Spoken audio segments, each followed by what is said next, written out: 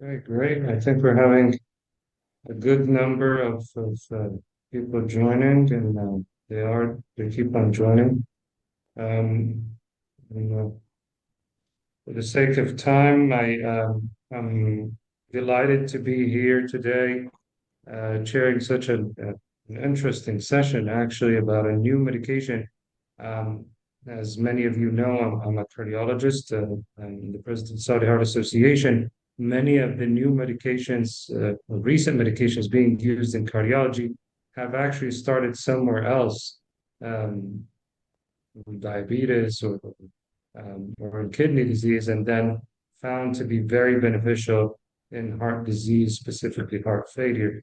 One of the examples is what we were talking about today, the use of non-steroidal MRAs. Now, MRAs has been in the field of heart failure for quite a while now, but there are probably newer ones to add to the field with some newer evidence.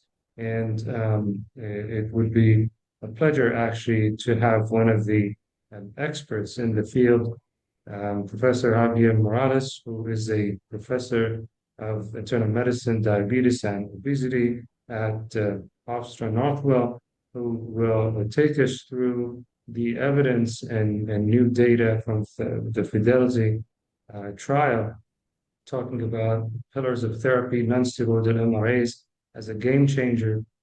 But Fortunately or unfortunately, today the focus is going to be on chronic kidney disease and type 2 diabetes. So, Professor Morales, the floor is yours, please. Well, thanks so very much for this kind introduction. It's actually an honor to be here and present this data for you. But I will have to correct you to some extent because today's presentation is largely going to be focused not just on the kidney, but also the implications on the heart as well. So the title of this presentation, I know it's a little bit different than what was actually delineated in the pamphlets that had been distributed, is curtailing chronic kidney disease related to diabetes and complications, and whether or not we're there yet. So I'm going to respectfully request for all of you to enter questions into the Q&A box. This way we can address these at the conclusion of the presentation. These are my disclosures for you. And when I did develop this talk, I did have some pre-test questions that I'd like for you to try to crack and see how you do at the conclusion of the presentation. Now, typically there's going to be some sort of QR code for you to scan, but well, we're just going to forego the QR code for now. So first question is, which of the following is a mechanism by which diabetic kidney disease increases the risk for cardiovascular disease? Is it hyperkalemia, reduced platelet reactivity, increased inflammation and endothelial dysfunction, or reduced activity of the renin-angiotensin-aldosterone system? Let you think about that for a second. Here's your second question. Compared to steroid mineralocorticoid receptor antagonists, non-steroidal mineralocorticoid receptor antagonists appear to be associated with which of the following?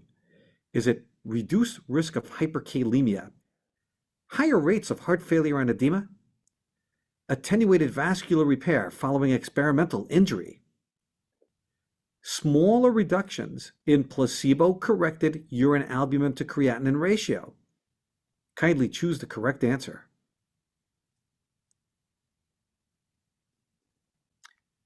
Okay, great. So which of the following is an effect of excess aldosterone activity? Is it increased cardiac contractility, increased risk of hyperkalemia, increased tubuloglomerular feedback at the level of the kidney, or increased interstitial fibrosis of the kidney? Kindly vote, or kindly select your answer.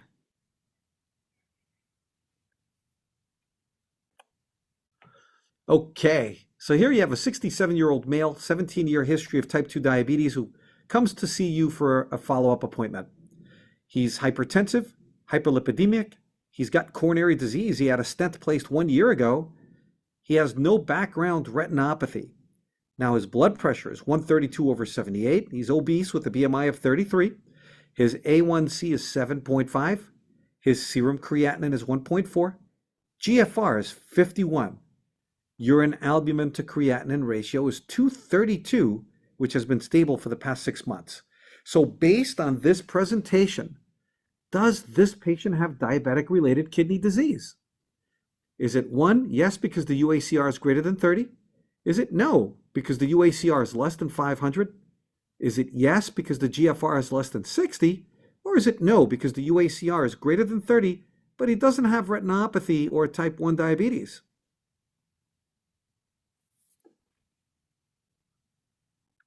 All right. Question 5. 62-year-old woman with an 8-year history of type 2 diabetes, hypertensive, dyslipidemic, had an MI 6 months ago, has diabetic kidney disease, blood pressure of 142/86 with a BMI of 33, A1C of 7.5 with a GFR of 49, and UACR of 428 with a potassium of 3.9. Currently being managed with 1 gram twice daily of metformin, sitagliptin 100 milligrams per day, lisinopril 20 milligrams daily, toprol 200 milligrams once daily, rosuvastatin 40 milligrams daily, and aspirin. What might be appropriate at this time to reduce this patient's risk for progression of type 2 diabetes and diabetic kidney disease? Would you consider an SGLT2 inhibitor? Would you do a thiazolidine-dione? Would you discontinue the metformin based on the GFR and initiate a GLP-1? Or would you discontinue lisinopril and start a mineralocorticoid receptor antagonist? All right. So I always like to start with a case. So this is Robert, 68-year-old man, has had type 2 diabetes now for 20 years, hypertensive, hyperlipidemic with erectile dysfunction, had a non-ST segment elevation MI back in 2016. He does suffer with retinopathy and neuropathy. He also has non-alcoholic, or actually it's been retermed now as metabolic disease-associated steatohepatitis, and uses medical marijuana to reduce neuropathic pain. Father died at age 46. His current meds, 500 milligrams twice daily of metformin, glipizide 20 milligrams, atorvastatin 80 milligrams, aspirin, losartan 100, and duloxetine 60 milligrams daily.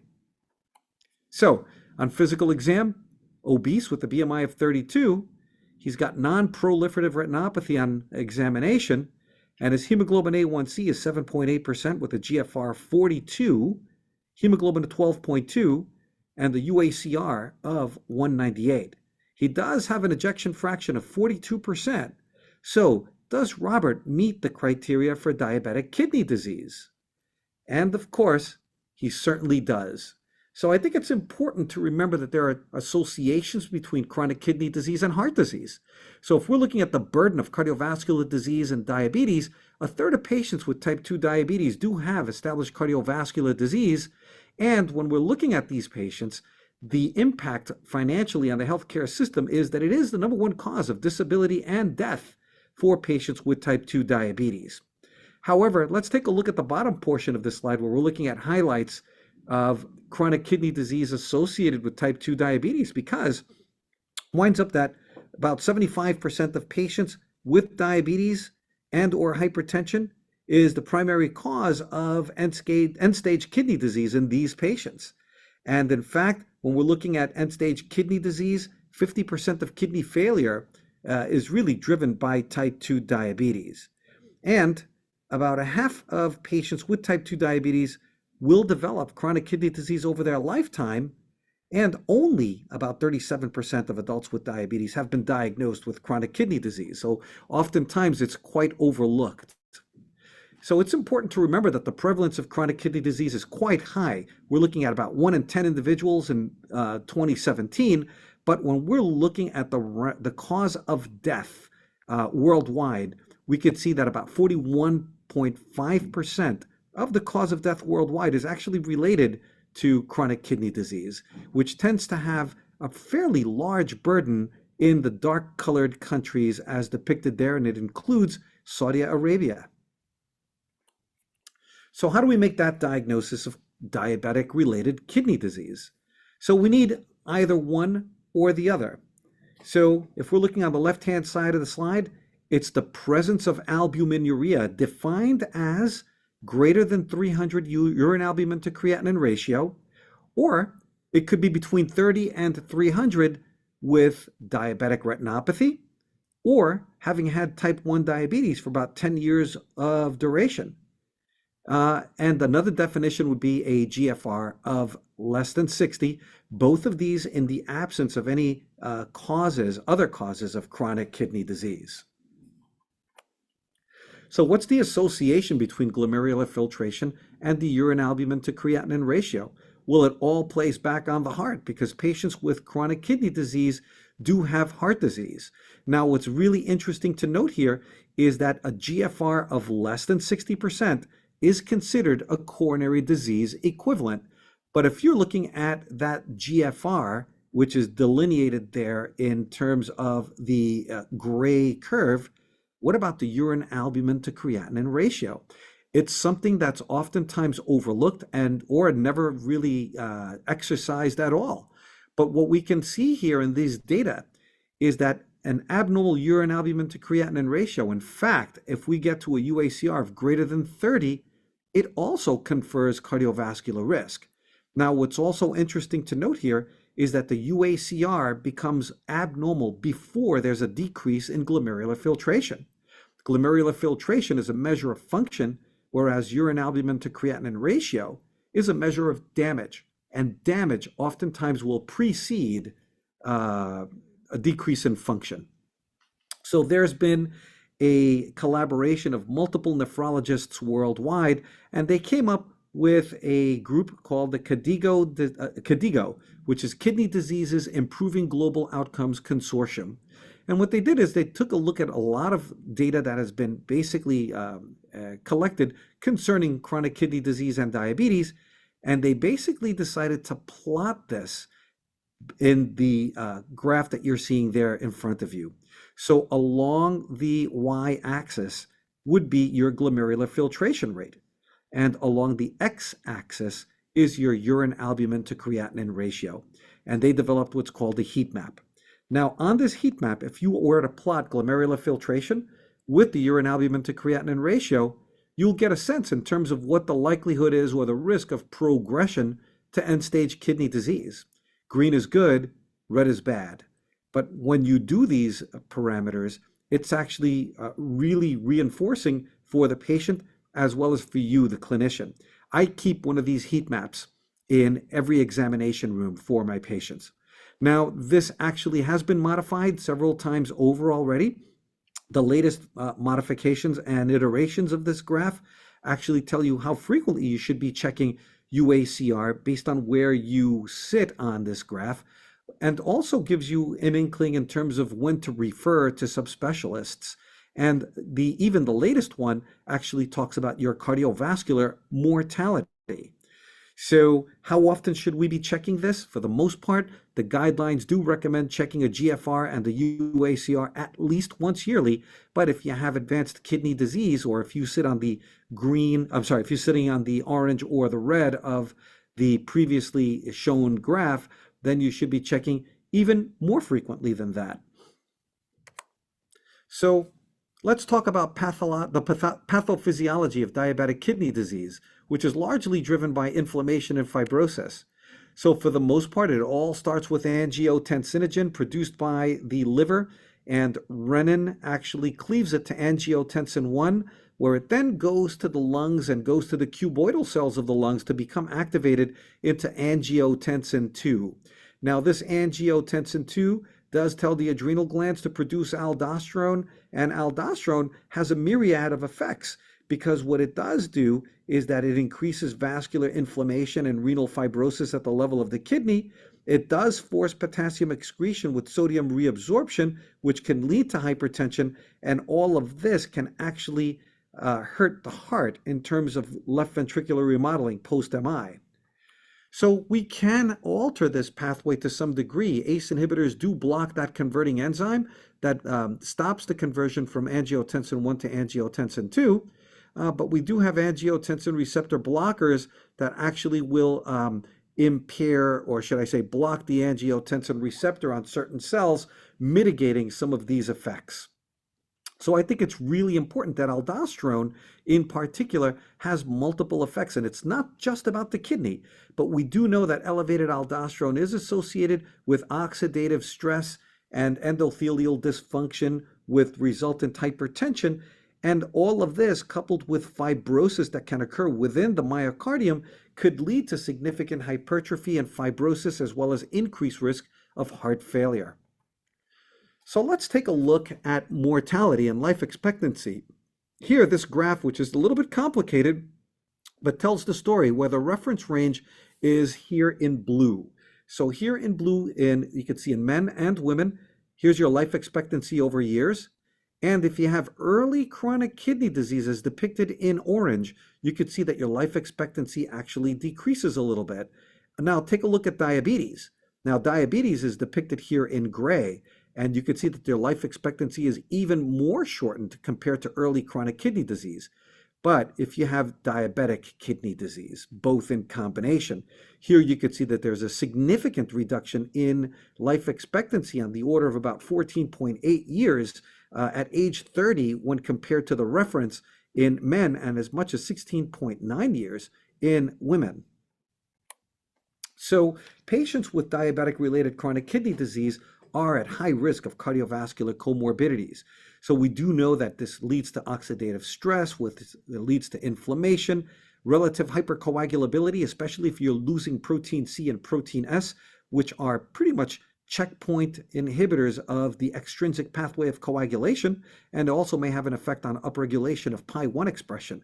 But you also get this lipidemia, hypertension, all of this which could lead to end organ effects with myocardial infarction, stroke, and congestive heart failure. So what has evolved over the years when it comes to managing chronic kidney disease? So for the most part, we did learn in the 80s that antihypertensive treatments do work in terms of curtailing or protecting the kidneys, and we learned that glycemic variability or improved glycemic control may have an effect. But it wasn't until 1994 through 2001 that we start to see RAS inhibition, either in the form of angiotensin converting enzymes or angiotensin receptor blockers, having a beneficial effect in terms of further decreasing kidney decline progression. It's a lot to say, but let's fast forward, because the SGLT2 inhibitors became available about 18 years later, which is kind of interesting. And when you're looking at their outcome studies, particularly Credence, DAPA-CKD, and EPIC-Kidney, they had a tremendous impact in terms of curtailing the progression of chronic kidney disease related to diabetes.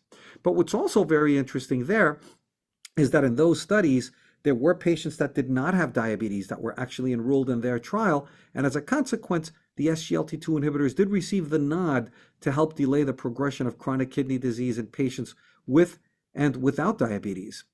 So finerenone, which is a non-steroidal mineralocorticoid receptor antagonist, reported their data in the Fidelio study in 2020, again demonstrating a significant and statistical significant reduction in the progression of chronic kidney disease related to diabetes. But because we know of the association of chronic kidney disease with cardiac disease, it wound up having a significant bearing in terms of cardiovascular outcomes, with reduction in major adverse cardiovascular events as well as heart failure. And then the most recent to report were specifically semaglutide in the GLP-1 receptor agonist group, which had a study looking at patients with chronic kidney disease and diabetes, and the study was actually stopped early on the basis of a significant reduction in the progression of chronic kidney disease related to diabetes. So here's a little synopsis of all of those different trials that have been done. Here at the top, we could look at RAS inhibition, either with irbesartan in the IDNT study or losartan in the RENAL study. And both of these studies did demonstrate significance from a statistical standpoint in terms of the progression of chronic kidney disease related to diabetes. And below, you could see the SGLT2 inhibitor studies, Credence, DAPA, and EPIC-Kidney. And while all of these studies show benefit, it doesn't eliminate that risk, and residual risk actually continues to exist. even when you're looking at the Fidelio study, which looked at the non-steroidal mineralocorticoid receptor antagonists, we saw a similar story. There was statistical significant reduction in the progression of chronic kidney disease related to diabetes, but residual risk does exist. So how can we reduce that residual risk? Well, for the most part, I did mention about the GLP-1 receptor agonists a little bit early, and this is just a reminder in terms of why that study was actually done, the FLOW study. And that's because when we looked at cardiovascular outcomes trials with the GLP-1 receptor agonists, they all had some form of suggestion in the delay of the progression of chronic kidney disease related to diabetes in all of these patients that were enrolled in these trials. Now, these were all exploratory kidney outcomes, but it wasn't a dedicated kidney trial as was the FLOW study. So when we're talking about those GLP-1 receptor agonists, why do they offer benefit in terms of chronic kidney disease? Well, there's a lot of postulated theories. Some speak about the weight effect. Perhaps losing the weight decreases glomerular filtration pressure. Some talk about perhaps improvement in lipids, decreased oxidative stress because of reduced anti-inflammatory markers, improving endothelial function. So this metabolic dysregulation could actually help not just the kidney, but also the heart, as we saw in some of those studies. So what about the SGLT2 inhibitors? So the SGLT2 inhibitors are actually kind of interesting because what they do is that they block that proximal sodium glucose co-transporter in the proximal convoluted tubule, and as a consequence, you wind up having a solute that's noted in the juxtaglomerular apparatus in the distal convoluted tubule, and through juxtaglomerular feedback loop leads to afferent arteriolar constriction. So that's the mechanism of how the SGLT2s preserve the kidneys. RAS inhibition we've known for a long time, and it's largely creating efferent arteriolar relaxation at the level of the kidney. Now, what about finerenone? So finerenone is a non-steroidal mineralocorticoid receptor antagonist, and we know that MRA overactivation could lead to fibrosis, and this fibrosis can actually have an effect not just on the kidney, but also the heart. So finerenone is kind of interesting because this agent is a highly selective agent that binds to the mineralocorticoid receptor and thereby decreases inflammation and decreases fibrosis. So when we're looking at this, as I mentioned before, here's the entire pathway on the left-hand side of aldosterone formation and how the mineralocorticoid receptor, once it's activated in the cell, could lead to the fibrotic process.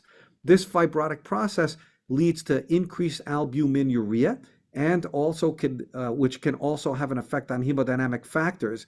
Not only will it affect kidney function by reducing renal blood flow and creating tubulointerstitial injury, but also leads to increased heart failure hospitalizations, left ventricular remodeling, and ventricular hypertrophy. So, as I mentioned before, finerenone is a selective non-steroidal mineralocorticoid receptor antagonist, and what it does is that it does block that mineralocorticoid receptor, and by doing so may actually alter this whole process and block the formation of fibrosis, reduce albuminuria, and may actually offer hemodynamic effect that will show to be beneficial in patients with heart and kidney disease. So when we're looking at guidance that's been provided to us by the American Diabetes Association, when it comes to managing our patients with diabetes-related complications, I think we already have become familiar with the need for intensive lifestyle intervention, better glycemic control in terms of mitigating or minimizing glycemic variability, lipid management with reduced levels of LDL being very important, and agents that offer cardiovascular and kidney protection. These include the SGLT2 inhibitors as well as the MRAs, which have been called out specifically by the ADA. When we're looking at some of the other guidelines, here we're looking at KDIGO, which I mentioned before, which is the Kidney Disease Improving Global Outcomes Group, the European Society of Cardiology, European Society of Hypertension, ERBP, and ADA KDIGO consensus. When it comes to managing our patients with chronic kidney disease, perhaps exploring and implementing a pillar approach makes the most sense, and that is using RAS inhibition, using those SGLT2 inhibitors, and they specifically call out the non-steroidal mineralocorticoid receptor antagonist, finerenone, because of its safety effect. However, while we had question about the GLP-1 receptor agonists, now we have benefit demonstrated in a specific study that had been performed called the FLOW study. And the GLP-1 receptor agonists certainly show significant benefit. Here's some data looking at that FLOW trial with semaglutide. And we could see that semaglutide did statistically significantly reduce the progression of a greater than 50% decline in glomerular filtration or hospitalizations for heart failure in patients with type 2 diabetes with chronic kidney disease. So important was this study that was actually stopped early because the primary endpoint was actually achieved before the study was actually completed. It'd be unethical to not keep the placebo group on placebo and limit them from getting this really important therapy that not only protected their kidneys, but when we're looking at all cause from cardiovascular death, there was also a statistically significant reduction on the order of 29% of cardiovascular death reduction in these patients. So I mentioned the fact that finerenone is a non-steroidal mineralocorticoid receptor antagonist, but let's see what makes it different compared to its steroid predecessor. So the classic steroid predecessor would be spironolactone. I know that in the heart failure world, there's a significant amount of eplerenone that's also used, and that is a steroid-based mineralocorticoid receptor antagonist. So when we're looking at these two classes of agents in particular, the steroid-based agents tend to have a much longer half-life. In fact, when we're looking at the duration of action with a medication like spironolactone, we're talking about 3 days of level of activity. And as a consequence, has a higher risk of developing hyperkalemia. However, when we're looking at the non-steroidal based preparation, finerenone, here you're having a half-life of about 2 to 3 hours, which means that this likely has less hyperkalemia, which you will see in the slides that follow. But when it comes to the selectivity of the mineralocorticoid receptor, we could see that the finerenone molecule is a bulkier molecule that fits that receptor a little bit more fully and has a greater effect. What's also very interesting is that when we're looking at these steroid-based preparations, there's anti-androgenic effects that are actually noted in some patients, which we really don't see with the finerenone group. So when it comes to finerenone, there were 2 studies that were done that were pivotal. One of them was called the Fidelio study. The other one was called the Figaro study. Now, the Fidelio study was a study that was really designed looking at a chronic kidney disease endpoint. And it was a composite endpoint that was explored from a kidney standpoint, and that was time to onset of kidney failure, a sustained decrease of greater than or equal to 40% from baseline in GFR, or a death related to chronic kidney disease. However, there was a secondary endpoint that was actually explored, and that was a cardiovascular endpoint. So in that particular study, we're looking to either cardiovascular death, non-fatal MI, non-fatal stroke, or hospitalization for heart failure. So Fidelio, for the most part, was a chronic kidney disease study with the secondary endpoint being cardiovascular endpoints. Figaro, on the other hand, was the complete opposite. Figaro was a study that was actually designed to look at major adverse cardiovascular events as defined as cardiovascular death, non-fatal MI, non-fatal stroke, or hospitalization for heart failure. But the secondary endpoint in this study was the kidney endpoint, which was the decrease in GFR from baseline of greater than or equal to 40% or death related to chronic kidney disease. So they were pretty much reciprocal studies designed similarly. So as I mentioned before, we had this KDIGO heat map that looked at glomerular filtration and the urine albumin to creatinine ratio. And when we're looking at the Figaro population, you could see in the green outlined box that these patients really didn't have as bad kidney disease as those that were in the Fidelio group. The Fidelio group was a far sicker group in terms of their chronic kidney disease. But again, Figaro was designed for cardiac as the primary endpoint. Fidelio was designed as renal for the for primary endpoint.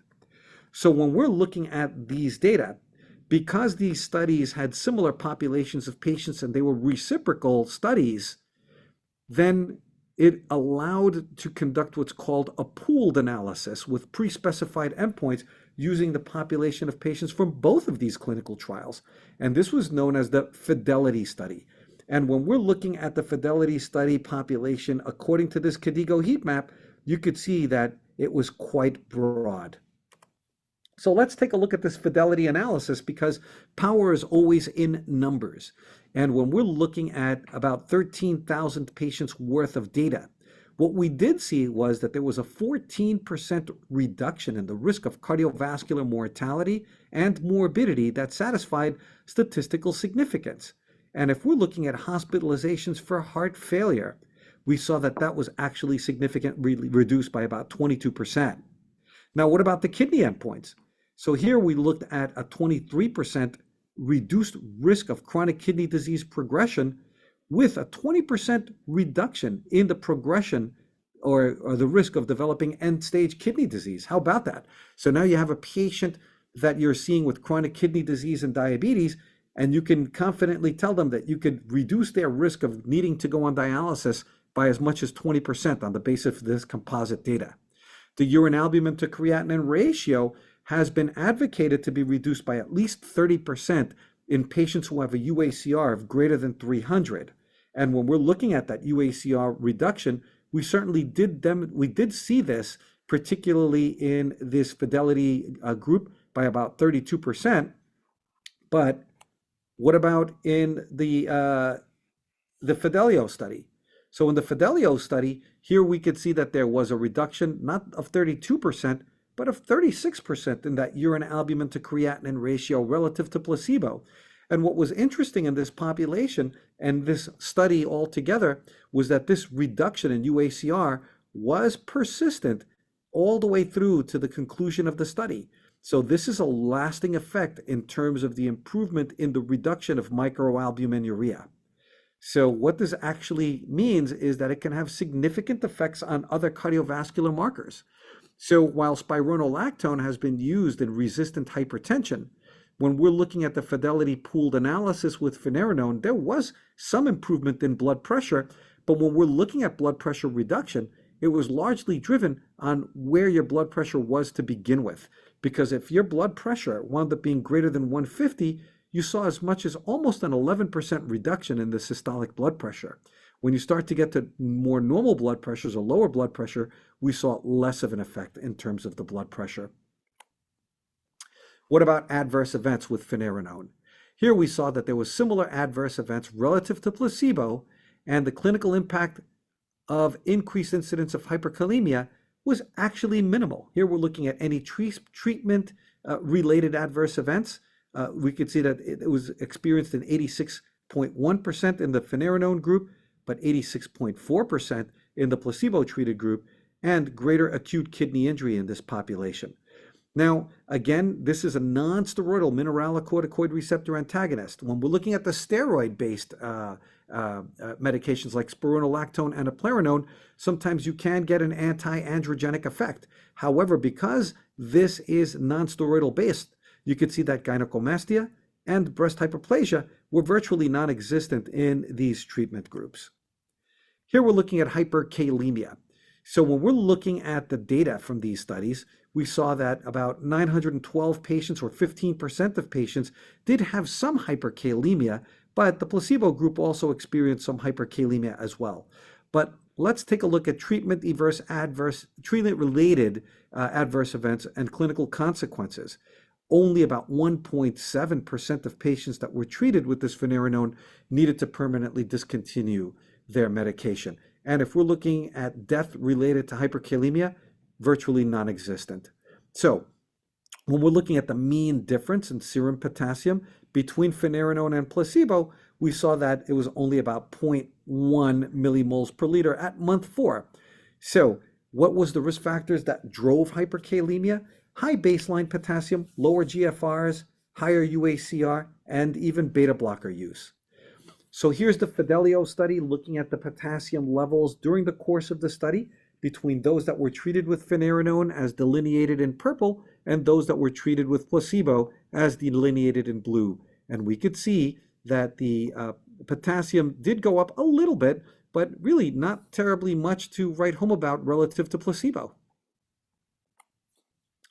So what about the SGLT2 inhibitors?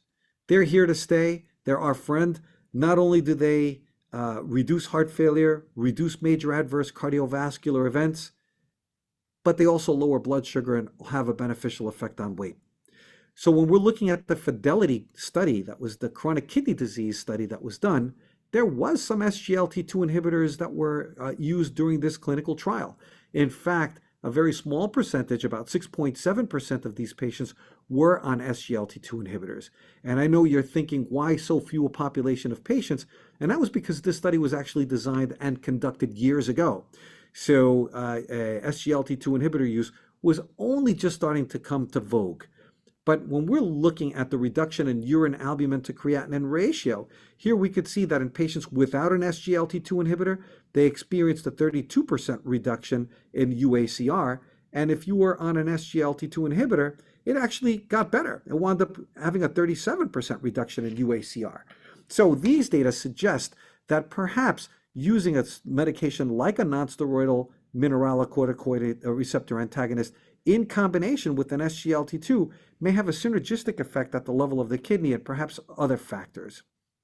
So let's take a look at this forest plot, looking at those who experienced a greater than 57% decrease in their GFR composite outcome based on GFR or UACR. So when we're looking at this, we saw that there was a statistically significant reduction in greater than or equal to 57% in GFR decrease. And it didn't matter what your GFR actually was, because the benefit was actually noted in all of these treatment groups. And even when we're looking at the UACR, it seems that the statistical significance was actually greater in those who had a UACR of greater than 300, but you could see that the number of patients with 30 to less than 300 was actually quite small, but all of these data points support the use of finerenone, irrespective of where your GFR or UACR is, in order to see this benefit on kidney outcomes. So what about cardiovascular outcomes? Because remember, we're looking at this Fidelity pooled analysis, which looked at patients from Figaro and from Fidelio, and looking at not just kidney outcomes, but also cardiovascular outcomes. So when we're looking at cardiovascular outcomes in general, we saw that there was favor of using finerenone relative to placebo for composite cardiovascular outcomes. If we're looking at cardiovascular death, we could see that there was also beneficial effect, non-fatal MI, non-fatal stroke, really no benefit, but no harm either. And at the end of the day, when you're looking at these agents, finerenone is not an antiplatelet therapy. So we wouldn't expect significant benefit in terms of stroke risk reduction. And certainly when we're looking at hospitalizations for heart failure, we saw that finerenone, the non-steroidal MRA, did offer benefit in terms of heart failure reductions. So let's take a look at the SGLT2 sub-analysis. Remember, it was a small population of patients, and its risk on cardiovascular and kidney composite endpoints when compared to placebo. So here we're looking at the cardiovascular outcomes in those patients without an SGLT2 inhibitor and those with. And what it seems to we seem to see is that the cardiovascular outcome was indeed favored by the finerenone group. Again, in combination with the SGLT2 inhibitor, it didn't reach statistical significance because the number was so small of people that were on an SGLT2 inhibitor. But nonetheless, I think it's comforting noting that these data points falls to the left of the line of unity. Same thing when looking at the kidney composite outcome. Here we saw, looking at those with an SGLT2 inhibitor versus those who were not, there was benefit that was seen regardless of whether you were on an SGLT2 inhibitor. Okay, so what about GLP-1 receptor agonists? So here we saw a similar story. So when we're looking at GLP-1 receptor agonist use at baseline, there weren't that many patients that were on GLP-1s, but there was a fair amount. And we could see that the cardiovascular outcomes was favored, regardless of whether you're on a GLP-1 or not. And if we're looking at the kidney composite outcome, once again, we did see that there was benefit with the GLP-1s as well as without, indicating that the finerenone really works independently of the GLP-1 receptor agonists, but perhaps when used in combination may offer some benefit. So here's a meta-analysis that was actually conducted by Guido Spink from Holland. And here we're looking at combination therapy. And perhaps if we were to use a synergistic approach towards managing our patients using these combined modalities of SGLT2 inhibitors and non-steroidal mineralocorticoid receptor antagonists, here we could see that the event-free survival as depicted in the blue line was significantly greater than if you're just using conventional therapy. So perhaps conventional therapy may not be the way to go, but rather using combination therapy from the very beginning may have a significant impact. Here's another very interesting meta-analysis that was actually published by Nguyen Group. And here we're looking at the effect of combination therapy on major adverse cardiovascular events, hospitalization for heart failure, and even cardiovascular death. So when we're looking at this, we're looking at SGLT2 inhibitors, GLP-1 receptor agonists, NSMRAs, and we're looking at combination therapy, GLP-1 plus NSMRA, SGLT2 plus GLP-1, SGLT2 plus NSMRA, or using SGLT2, GLP-1, and NSMRA on the backbone of RAS inhibition. And what we can see here is that in this meta-analysis, which involved such a large amount of patients, it appears to suggest that using this pillar approach that I defined earlier would be beneficial, not just in major adverse cardiovascular events, hospitalization for heart failure, but looking at cardiovascular death as well. So this meta-analysis really confirms the fact that a pillar approach seems to make the most sense to try to curtail that residual risk that exists. Here's the same data, same study, looking at chronic kidney disease progression and all-cause mortality. So if we're affecting the kidneys, we're affecting the heart. If we're affecting the heart, we're affecting the kidneys and dying from all causes. And once again, here we see that there is a suggestion that residual risk is significantly reduced by using these combination therapies. So there was a study that was recently reported last year. It was called the Fine Arts Heart Failure Study. And in this particular study, it was really performed to evaluate the efficacy and safety of the non-steroidal MRA finerenone in patients with heart failure and mildly reduced or preserved ejection fraction. So here is the study design. For the most part, it was a multi-center international randomized double-blind parallel group study in which patients were enrolled compared to placebo plus usual therapy with heart failure and an ejection fraction of 40% or greater. So these patients had HFpEF, or heart failure with moderately reduced ejection fraction. Patients were basically randomized, and there was 6,000 patients to receive finerenone 10, 20, and 40 milligrams based on glomerular filtration with matching placebo. The primary composite endpoint of this study was total worsening of heart failure events, which is defined as first or recurrent unplanned hospitalization or urgent visit for heart failure, and death from cardiovascular causes. There were some secondary endpoints that were explored, and this was change from baseline to month 6, 9, and 12 in the Kansas City questionnaire. Also, we looked at New York Heart Association class after 1 year of therapy, as well as time to first occurrence of the composite renal endpoint. So the inclusion criteria was that you needed to be greater than 40 years of age, New York Heart Association of class 2 to 4 with an EF of greater than 40%. And we also looked at pro-BNP. Your pro-BNP needed to be greater than 300 or greater than 100 in normal sinus rhythm. But if you were an AFib, your proBNP needed to be greater than 900, your NT-proBNP or BNP of greater than 300. So here we saw that there was a 16% reduction in the number of cardiovascular deaths as well as hospitalization for heart failure events in those that were treated with finerenone relative to those that were treated with placebo. And this was highly statistically significant.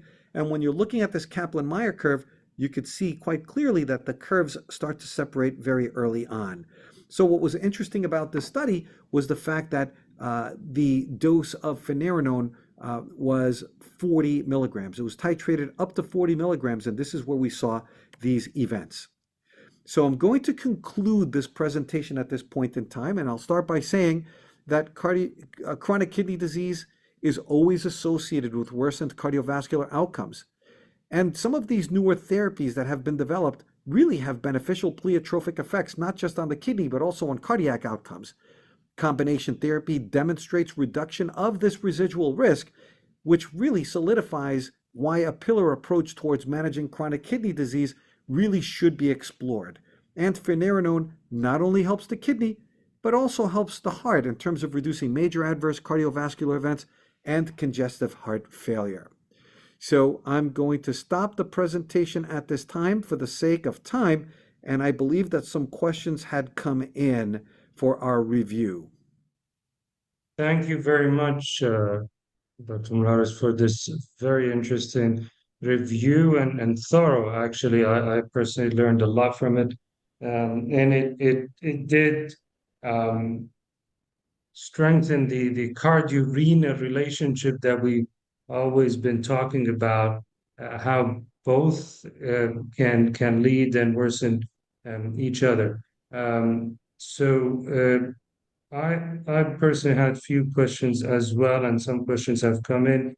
Is there a GFR or creatinine level after which you would not use finerenone?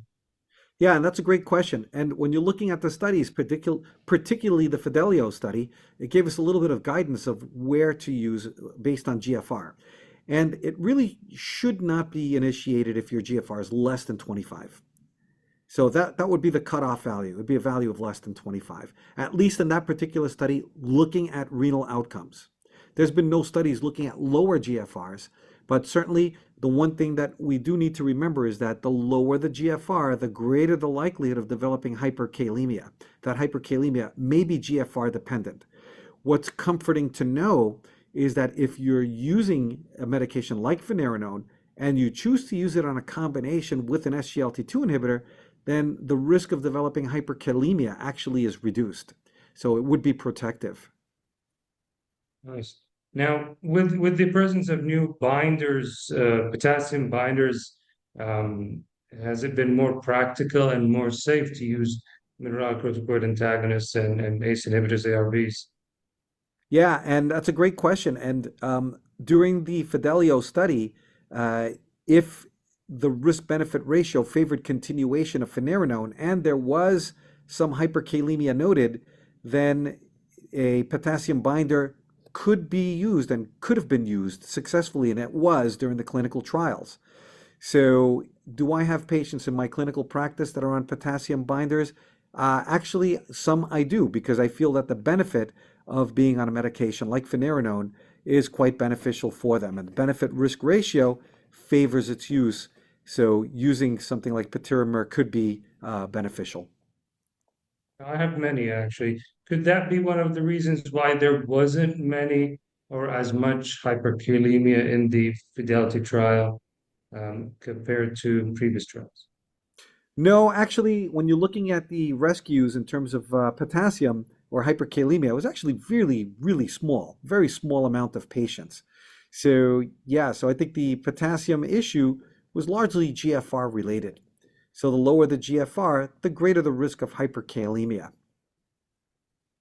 But as a guidance from practical point of view, what do you advise for those who would start finerenone in terms of following the potassium, or should they not worry about it at all? Yeah, well, no, it's a good question. I think that whenever you're going to start anything that can have an effect on potassium, I think it's important to check that potassium 4 weeks after initiation of therapy and then gauge that potassium. Now, if your GFR is between 25 and 60 and you want to use finerenone, you should start at a dose of 10 milligrams once daily. And then if the potassium really doesn't go up after 4 weeks, then you could push them to the 20 milligram per day dose. But if their GFRs is greater than 60, then you can start at that 20 milligrams per day dose and just make sure you check that potassium 4 weeks later. Excellent. Now, you did theoretically show difference between steroidal and non-steroidal MRAs. Now, we probably, as you said, in the heart failure community, have got used to the spironolactone, eplerenone, and many of the studies are quite positive. I'm not sure that in outcome benefits, these theoretical difference will actually make a difference. And I'm not sure there will be any comparison, comparing trial anytime Yeah. soon. So during the development program for finerenone, it was actually studied against the eplerenone. And it seemed that there was actually a better outcomes relative to eplerenone in terms of potassium and non-significant heart failure, but the safety was actually inferred. So that would be part of the reason why one would employ a medication like finerenone in place of the steroid-based therapies. Someone asked, is it possible to use in renal transplant patients? Don't know. There's no data, no studies. I would probably speculate that it would work pretty well in patients that are transplanted. Transplanted patients are, a different type of a patient, however, because of the immunosuppressives that are utilized and steroids. So um, I could speculate that it probably would be beneficial, but again, there's no data. There's no data or guidance in terms of whether or not to use these in the transplant. Same thing as in dialysis patients, I assume. Yeah. Yeah, yeah, exactly. Um, I'm glad you touched a little bit on semaglutide as well. It's been very popular. Part of it is over the counter now, but most people use it for obesity, not for medical. And I usually find it quite difficult to convince people who actually need it to use it because of the rumors and the propaganda and the behind the side effects and lots of things. It's the same fear in the States about the side effects from using semaglutide from the medical population. Yeah, I mean, the big concerns with semaglutide are, for the most part, medullary thyroid carcinoma, and people relate medullary thyroid carcinoma to just any standard run-of-the-mill thyroid cancer, and it's not. It's actually a very specified and specific type of cancer that affects typically syndromes such as multiple endocrine neoplasia, MEN2 in particular. And it's very rare to see the evolution of a medullary thyroid carcinoma sporadically, although it can happen. But the incidence that's been associated with the GLP-1s has been so low. And this is after 17, 18 years of existence of the class, that it really shouldn't be a concern. It really shouldn't be a concern. I think the other concern that was noted was worsening proliferative retinopathy. And the worsening retinopathy, that comes from data from a poorly controlled population of patients that were intensively treated in a dedicated cardiovascular outcome study. And it was determined that it was the rapidity of the reduction of the hemoglobin A1C that led to the transient worsening of the proliferative retinopathy. We saw the same thing in the placebo-treated group. So at the very least, if you have diabetes and you're going to go on a GLP-1, get a yearly opto evaluation. It makes sense. It's worthwhile. Again, lots of others like gallstones, maybe pancreatitis, intestinal obstruction. very, very sporadic, I think, just reports, not real side effects. Yeah. A question here came up asking, and I think you touched on that, but maybe just to re-emphasize, is there any evidence or has there been a study for finerenone in heart disease patients without diabetes? And, Not that I am what's aware of, not at this time. In the non-diabetic population, it's not been explored at this time. There are studies that actually are in effect right now. There's a whole program called the Moonraker program, which is looking specifically at heart failure in the absence of diabetes. So stay tuned for those data as soon as they complete their trials, their studies. I think that trial about in mildly reduced ejection fraction was non-diabetic, right? Yeah, yeah. 17. So we're looking forward for that as well. Now, is it widely available in the states in the U.S. now? Is this drug available in the market and the hospitals? Well, in the United States, it's pretty widely available. Yes, it's been fine. I don't know about how KSA is doing over there in terms of its Yeah, availability. I mean, it's FDA approved. It's there now. We don't have any FDA approval for heart disease, heart failure yet, but mainly for chronic kidney disease in diabetic population. Now, one thing that I was also uh, was glad you mentioned, and I think we as cardiologists uh, are guilty of not checking or not screening our patients enough for kidney disease, especially albumin creatinine ratio, and we need to have this part of our routine practice, especially in our diabetic population. Yeah, and I think in closing for this program, I think I would really say that this finerenone medication is a multidisciplinary medication that's applicable to the cardiologist, the kidney specialist, as well as the primary care clinician. And given the fact that the patient has the greatest contact with the primary care clinician, then it is important for the primary care clinician to understand the utility of a UACR and how frequently a UACR really should be assessed. And remember, if you don't know about it, you're not going to request it. And I think that the KDIGO heat map is a very powerful tool that not only emphasizes, who should be treated, but the urgency of needing to be treated and whether or not referrals may be required. Finerenone is a very powerful drug in the armamentarium that we have to mitigate cardiometabolic risk and really should be embraced and widely utilized by all who have access to it. And I think that perhaps in the Kingdom of Saudi Arabia, it will likely improve in terms of access. Thank you very much. Yeah, the role of the primary care physician is vital and growing in the healthcare conundrum. Well, at the end, thank you very much. It was very informative, a very nice discussion. I also thank Bayer for supporting such an marvelous meeting. Again, thank you and wish you best of the rest of the day.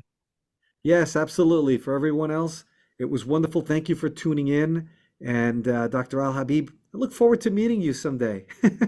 Yes, that's true.